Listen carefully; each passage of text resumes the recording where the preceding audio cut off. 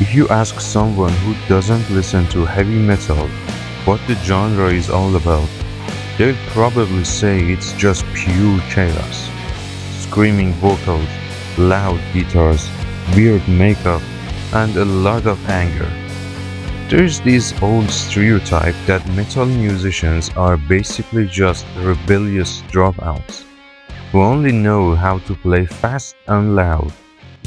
But if you actually look behind the scenes, you'll find a completely different story. Some of the most extreme, brutal, and dark metal icons out there are actually highly educated academics. We are talking about literal doctors, historians, psychologists, and engineers. I mean, how does a thrash metal pioneer spend his days saving lives in a hospital ward? How does a black metal frontman hold a degree in Latin and ancient history?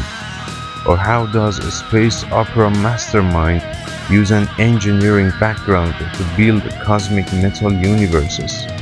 Today, we are stripping away the stage makeup and looking at the diplomas. Welcome to our channel. Put your headphones on because we are entering the Metal Academy. Let's jump right in. Now, let's start with one of the biggest punk metal bands of the 90s, The Offspring. We all know Brian Dexter Holland as this super high energy frontman, but in the scientific community, he's literally known as Dr. Holland. Dexter didn't just take a few science classes for fun. He holds a Ph.D. in molecular biology from the University of Southern California. He spent years researching the molecular structure of the HIV virus and RNA sequencing, and even got his research published in major scientific journals.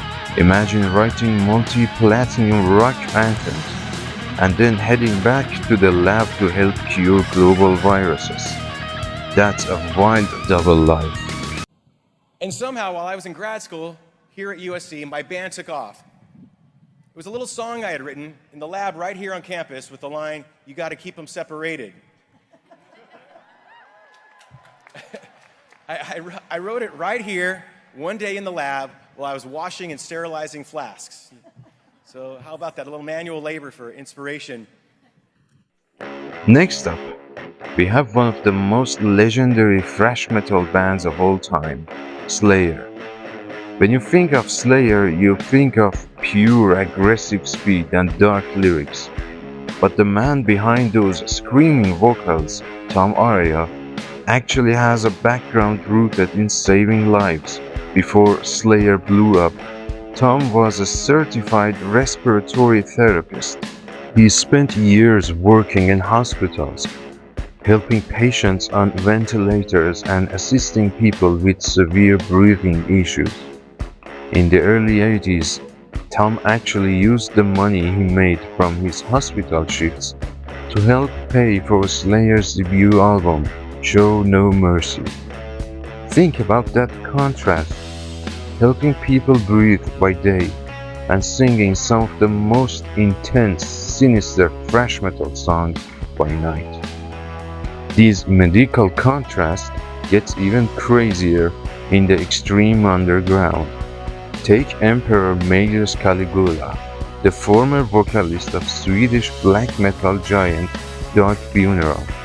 He's known for some of the most savage, terrifying screams in black metal, but he actually holds a professional certification in psychiatric nursing. He literally spent his days caring for patients with severe mental health struggles. It just goes to show that the people who make the darkest music often have the deepest, most compassionate understanding of human pain. Now let's step into the symphonic metal world with Mark Jansen, the mastermind behind Epica. Epica is famous for its massive orchestration and deeply intellectual philosophical concepts. And there is a big reason for that. Mark holds a master's degree in psychology from Maastricht University. He weaves his understanding of human behavior, consciousness, and the mind directly into Epica's lyrics. If you dig into albums like The Divine Conspiracy or Consigned to Oblivion, you'll find they are packed with deep psychological and scientific theories. Mark basically uses his degree to bridge the gap between heavy metal and human psychology. And when I write lyrics, I always tend to write about topics that are not that common to write about, so not that obvious. So when there is some new scientific research done and some new things come to the surface and still not many scientists believe in it, when I do, I like to write about these topics and make people aware of what possibilities there are out there. Speaking of brilliant minds, we have to talk about Bruce Dickinson of Iron Maiden. Bruce is a true Renaissance man. He's a pilot, a fencer, and yes, he holds a bachelor's degree in history from Queen Mary University of London. His deep academic love for history is the reason Iron Maiden has so many iconic, epic songs about famous battles and ancient empires. He's not just singing cool stories, he actually researched them. There's also a massive connection between extreme metal and history in Poland. Look at Nergal from Behemoth. He's famous for his intense, dark stage presence, but he's also a highly educated historian. Nergal graduated from the University of Gdansk with a bachelor's degree in ancient history and Latin. He studied for 6 years and was fully qualified to work as a museum curator. Instead, he took all that deep knowledge of ancient Mesopotamian, Babylonian, and Egyptian mythology and poured it into Behemoth. When you listen to their tracks, you're actually listening to historically accurate ancient texts and rituals. Heading over to Italy, we find Francesco Paoli, the genius behind Fleshgod Apocalypse. They are famous for mixing technical death metal with massive classical orchestrations. Francesco actually has a bachelor's degree in classic literature. His academic background is exactly why their albums feel so grand and operatic. Every record is structured just like the classic Greek tragedy. If you think computer programming and heavy music don't mix, think again. Marcela Bovio, the classically trained vocalist and violinist for the symphonic metal band Stream of Passion, holds a degree in computer science. Before she committed to music full-time, she spent years working as a software engineer and systems analyst in Mexico.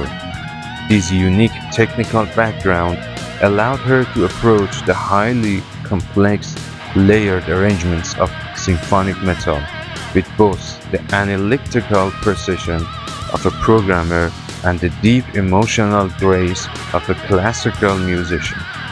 Even some of the biggest legendary rock and metal icons started in completely unexpected creative fields. Take Klaus Meine, the legendary voice behind Scorpions. Before he was filling stadiums and singing global anthems, Klaus actually studied and trained in window decoration and design. In his early days, he even worked as a decorator and did delivery driving to support his passion for music. It shows that the visual, creative eye needed to arrange beautiful displays in the very same artistic drive that helped him craft some of the most visually and sonically iconic stage shows in rock history. Finally, we have Arjen Lucassen, the progressive metal mastermind behind Arion and Star One. To build his massive cosmic space opera albums, Arjen relies heavily on tech. He holds a professional diploma in electronics. This background in hardware and digital electronics is what allowed him to wire and program vintage analog synthesizers, shaping those famous space-age sounds that make his progressive metal so legendary. At the end of the day, these artists prove that heavy metal is so much more than just noise.